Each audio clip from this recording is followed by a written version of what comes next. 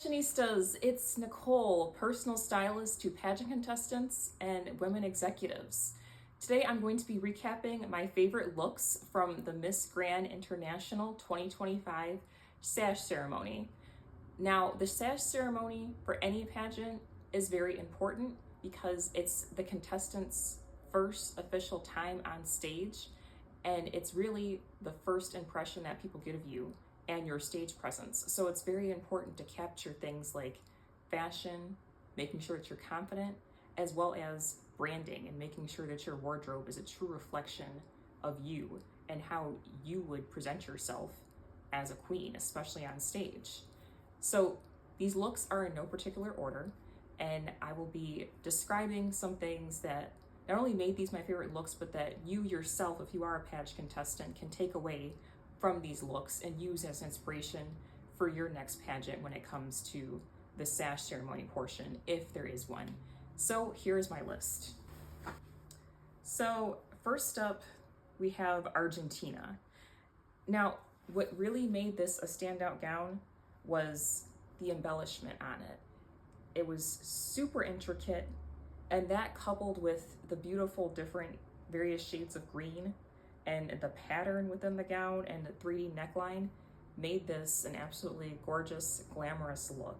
And I love how she had her hair swept back in an updo, and she had on the green dangling earrings, which really complemented the overall look. And it was a true head turner. Next up is Bolivia.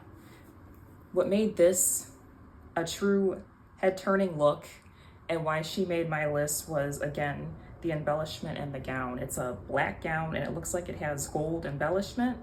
And I like how, because it's a high neckline, it looks like it's a halter. She had her hair pulled back in a high ponytail, and she had on the matching big gold earrings, which she could get away with since she had her hair up. And I like the black feathers at the bottom of the dress. This really said glam, chic, trendy, and fashion forward. And another thing that made this a standout look was the gloves. You didn't see too many contestants with gloves. So when it comes to the sash portion, or really any portion of the pageant, it's very important that you have those small details that really make a big difference and will really help you to stand out from amongst the rest of the ladies in the pageant that you're competing in. Next up, we have China. And China's gown was absolutely gorgeous, and this pale pink really worked well on her skin tone. I like the neckline. It looks like it was ruffled up at the top, and then you had the very fine, intricate detailing with the beading throughout the rest of the gown, and then it had a cape at the back, making her look like a true queen. Costa Rica. This was another beautiful embellished gown that had various different shades in it, and I really like the sleeves. They kind of had an ombre effect. It started off, it was still dark, but it was brighter up at the top, and then the sleeves got darker as you went down further, closer to her wrists. And I really like how she had a belt on that cinched her waist, making this a very figure-flattering look, and then it kind of had like the tulip effect at the bottom of the dress with the material that overlapped, making this a really standout look. And I really like the headpiece that she had on over her bun, as well as the necklace. It really made it look more like a majestic look. Next up is Ecuador, and she's a great example of looking very elegant and standing out without the embellishment.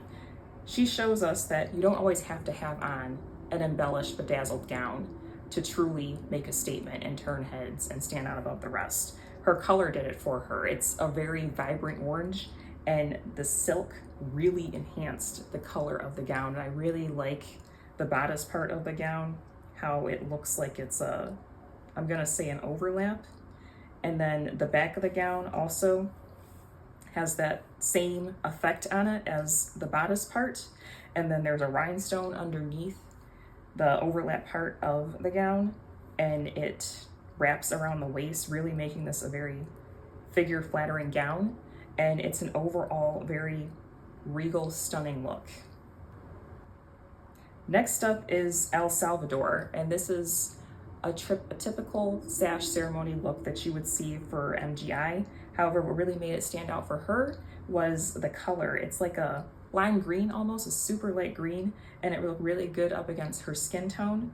And I also like the ruffles going down the split in the front of her dress. Again, another way to really stand out with any look is really knowing colors that really flatter you, and she really captured that in this look. France, I love the pearls all over this gown. That's really what made this a standout.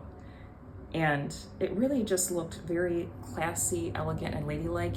And it was also very statement making because of all the pearl embellishment over the gown.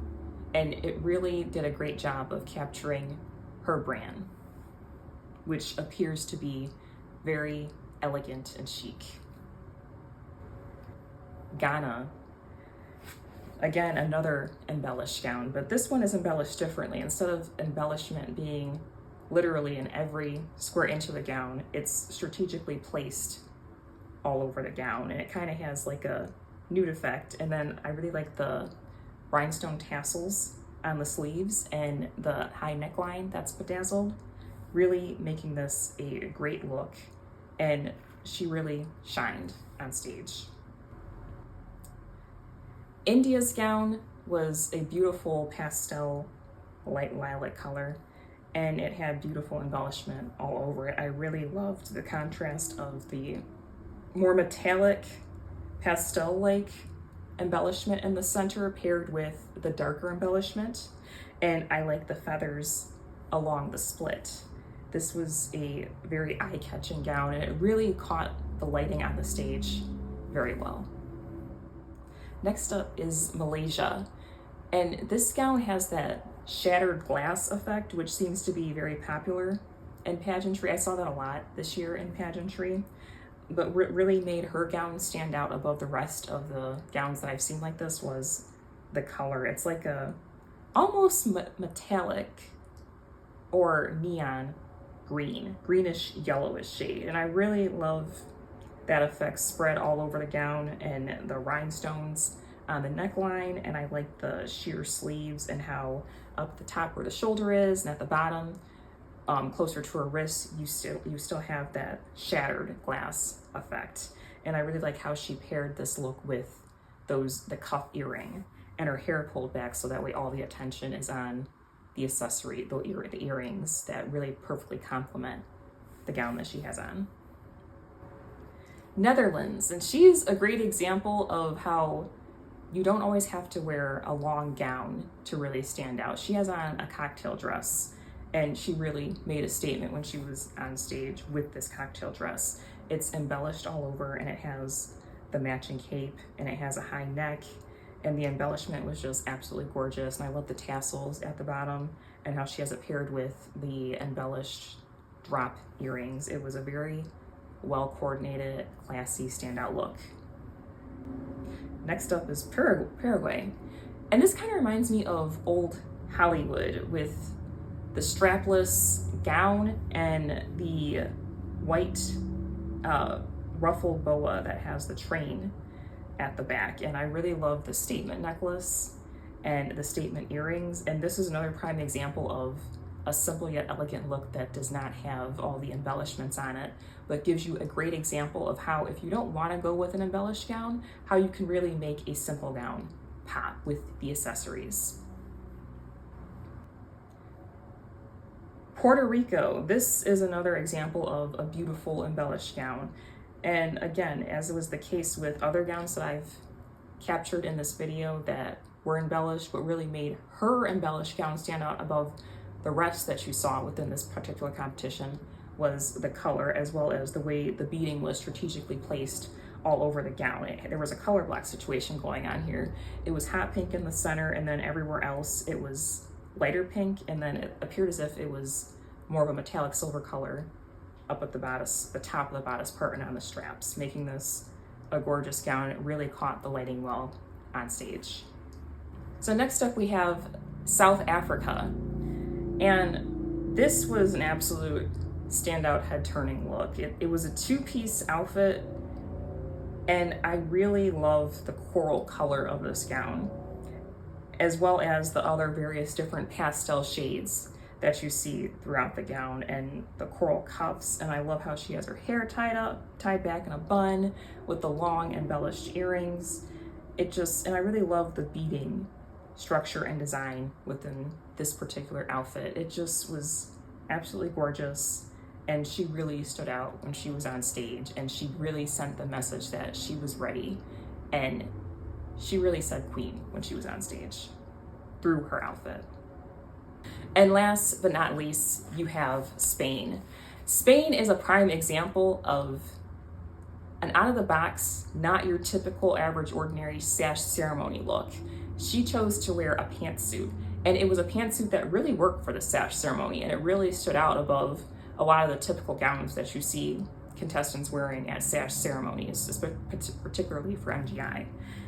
And it worked because, one, the ravishing red made out of silk really was eye-catching, and then I loved how it was embellished. The jacket was embellished. That's what really made this stand out. The red paired with the gold embellishment, truly head-turning, and it made a lasting statement, and it showed that she is very fashion-forward, well put together, and would make a great queen in terms of her stage presence and branding and how she presents herself. So tell me, what was your favorite Sash Ceremony look in the comments? There were plenty of stunners and head turners, so just let me know which one really stood out above the rest. And if you find the wardrobe portion of a pageant to be daunting or overwhelming, don't hesitate to hit me up. I make a living out of helping pageant contestants navigate the often overwhelming, one of the most overwhelming parts of a pageant, which can be the wardrobe. So if, like I said, you find it daunting and intimidating, don't hesitate to hit me up. I will put the link to my website below in the description. So if you like this kind of content, please make sure to like and subscribe to my channel, and I will talk to you later. Bye.